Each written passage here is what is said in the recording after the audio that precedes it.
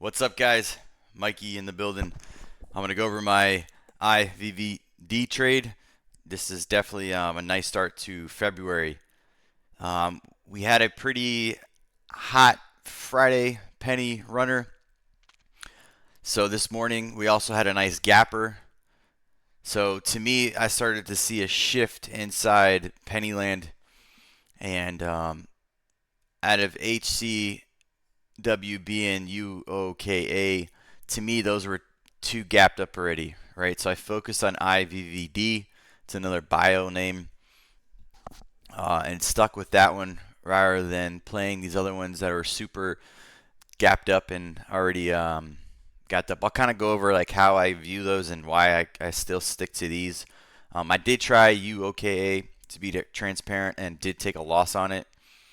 Smaller size, I wasn't super convicted in it. Did have some, but to me, just from going over my day, I'm kind of just really just want to stay away from those almost entirely, and just forget about like a quick swipe up to make a little profit and then you got to get out of it. Rather than focus on ones that kind of build like IVVD and actually give a nice return, right? First of all, just going over the book with this, I strictly focused so hard on this book in the level 2, and once I was done trading this one right out of the open, I traded this one the entire day up until I had an 82 target, and of course it did go for $1, but I did not catch that part. Didn't really need to. It would have been nice, but I made a solid return on this name, and I traded it a couple of times. I traded it over here out of open, understanding this type of price action where you see some buyers and it'd swipe back down. You see some buyers, it'd swipe back down. You see some buyers and it'd swipe back down. So that's what I waited for. I almost traded this like it was an SSR stock where it dumped, it consolidated, it went, it dumped. I like to look for the reaction of price action either after it breaks out or after it kind of flushes or washes out, right? So down here is where I started to accumulate my first round of buys. Once I kind of saw this getting exhausted and did not break down from where this seller tried to shove it down, and you kind of see this reaction right here. And then I averaged up on this one once I saw some more bids come in. You can kind of start seeing them stacking up over here. From these ads, I was definitely looking for a pre-market high clear out right there. And I definitely got that. I did not see a lot of bid follow-up right here. So I actually traded this again after this flushed out, right? So I got a couple moves out of this one. They basically did the same exact thing this did, all pre-market. And I'll break down the candlestick and then the daily in a second, and go from there. But, right here, I thought this was a good sign right here on the book, especially when they wash this level right here. See, this is a hard level for it to reclaim. It reclaims it and then dumps into this bid right here, right? But this dumps into the bid, but it does not stay heavy and fall apart, right? So this buyer gets right here absorbed, right? The seller absorbs this and then it retraces it. So to me, this was a great sign right here for someone protecting that buyer, right? Someone bidded it, a good amount of shares too, right? Almost 100K on level 2 is definitely well over 92,000 right there. Someone bids that, gets filled, and then they retrace it and then still go for more highs. All right. That was the first trade on that one. My second trade was down here. Actually soaked to me. This is a good area, like a nice zone. Again, protecting almost where this initiated, right, from the first round of buyers. So I started to accumulate down here once we had some bids. So again, the same thing right here. If you see this one on IVVD, the seller comes in and absorbs this buyer. So there's a front runner right here at 50, gets filled. And this is where I started to accumulate, and then I even averaged up right here at 53s. All right. I thought this was a great level too. especially where big liquidity was being traded at right here. So 53s was an average up.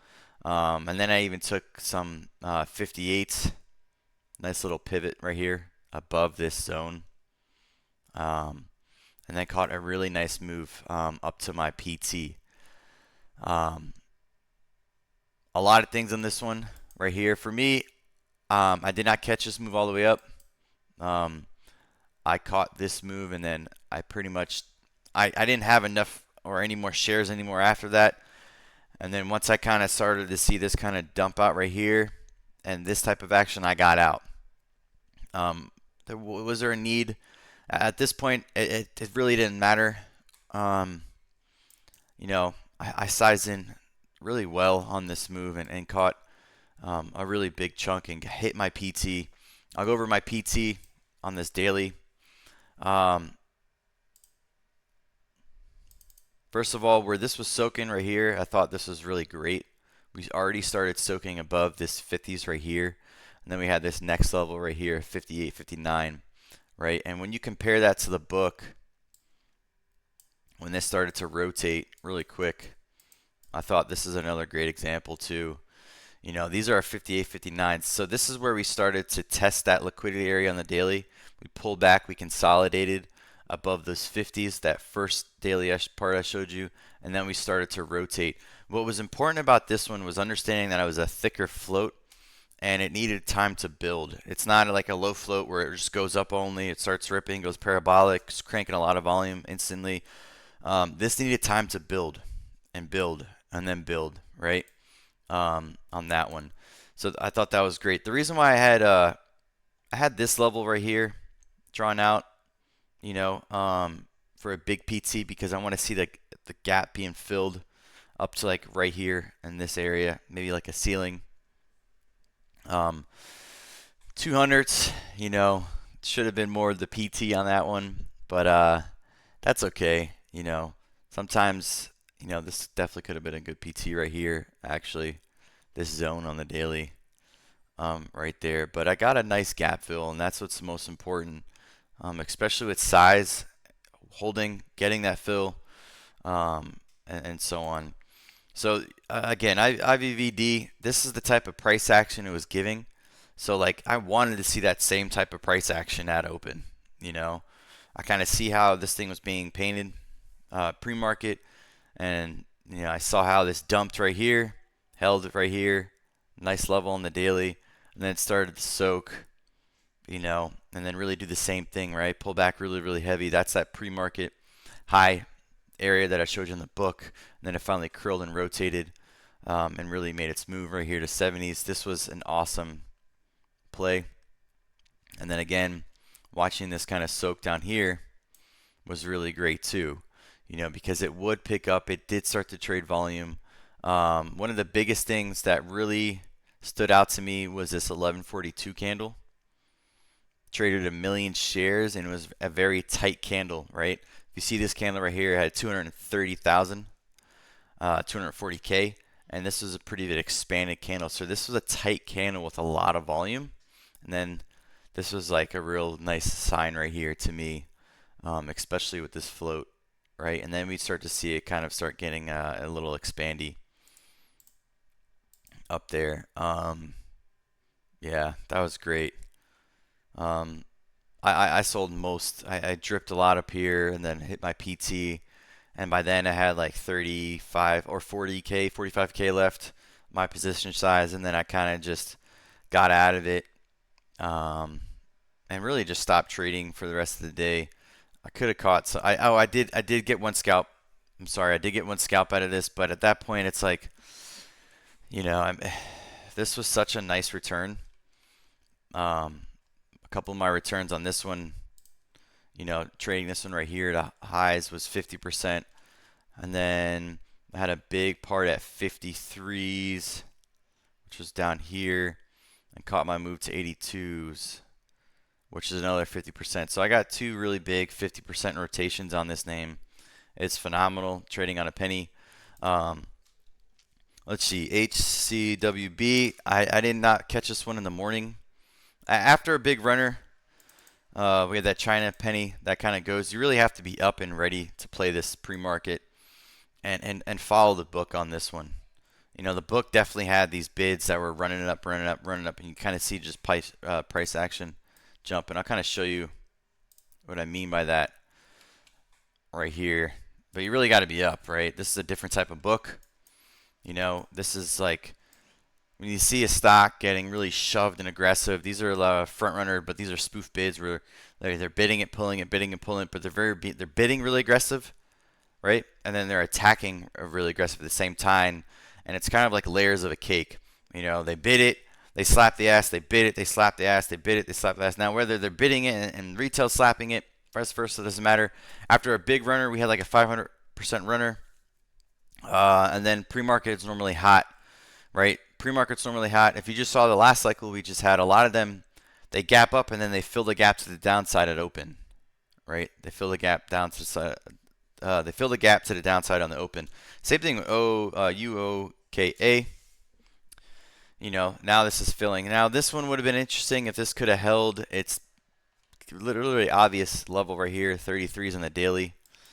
But that just did not happen. Definitely did not catch this one out of the gates. I was too focused on the other one. I tried it right here, and then I got washed right here. That's unfortunate. But then I look at it, it's up like 138%. It's like, you know, I really don't care to get caught in a black swan. Really, I like to try to, okay, we had a black swan on Friday for pennies, and that's fine. Let me see something. What was that name that ran? TCTM. I was looking at my notes. So, I didn't trade this one as good as a lot of people maybe thought I did. Yeah, right. I took a couple of like hits at the end of the month during the slow periods, and that's one thing I'm going to work on is like when we have a slow period, I'm just not going to focus on wasting my time on the market or trading heavy size. Trading heavy size when the market's not in your favor, it's not fun. It just in a couple of trades you can be down 5 figures, and it's like, why did I even bother? There's not enough liquidity, there's not enough bid support, and these dailies are really not impressive. There's a lot of dailies that people play that you'll see them playing, and they're like backside dailies where they already made their move, and it's like a month later, 3 weeks later, and then it's now like trying to rotate on the daily when it already had these days. Like, you know, say TCTM might try. Let's see if we can set up tomorrow for this. But say this one breaks out. All right, this one, it's kind of like trading a daily setup. Like we already went on a move. Now we're pulling the way back, and now it's like we're looking for a rotation, and it might have a little volume. It might be gapping up a little bit, but it's not that day one move, you know, where it fills the gap. It's not that, you know, day one move like IVVD, right? So maybe this might have a MDR, right? Multiple day run type of play. And now we're finally gapping up over here, and then it starts to fade for like 3 weeks, and then the day it's starting to rotate. You know, it's not that day one gapper, fresh move. It's a lot of backside dailies of previous names that we've already traded, right? And sometimes if you trade those too aggressive, which I did a little bit last week, and it's just trying to like be a little too antsy. I need to get better at that. So big focus for me. It's always nice to take a couple of hits sometimes. Sometimes just to wake you up and then be more focused. Because if I was more focused, then I would have wanted to trade TCTM really aggressive and hold, right? On a name like this. But unfortunately, I scalped this one, and then it just started to go without me. And you know, that's cool. I think the consistency part for me is where I'm focused on. But that's all I got, guys, for IVVD. Before I do go, I just want to go over one more thing, because you know, it's one thing that really stuck out to me for this particular setup down here before it went. All right, for those who kind of stayed on this one. All right, smash the thumbs up button, hit the like button too. Please. I thought this was a really great sign down here. In particular, there's a half a mil bid that came in right here at 54s, 53s. You got this crazy reaction where you see a lot of market slappers, right? This is even including me. You see this area, but this area pulls back. It gets controlled again now with the offers. If you can see this, they kind of put a big bid and they flip it and they control it with these offers. It pulls back to this area where they pulled the bid and it doesn't break down, right? They pull these offers and now we start to actually go parabolic. You know, this right here was such a key moment and a key read, especially the time of the day, midday rotation, and then how much volume the name already have accumulated because it did soak for a whole hour down here, right? It accumulated for an hour, soaked a lot more volume for the day, and then went on its run. But this right here was awesome.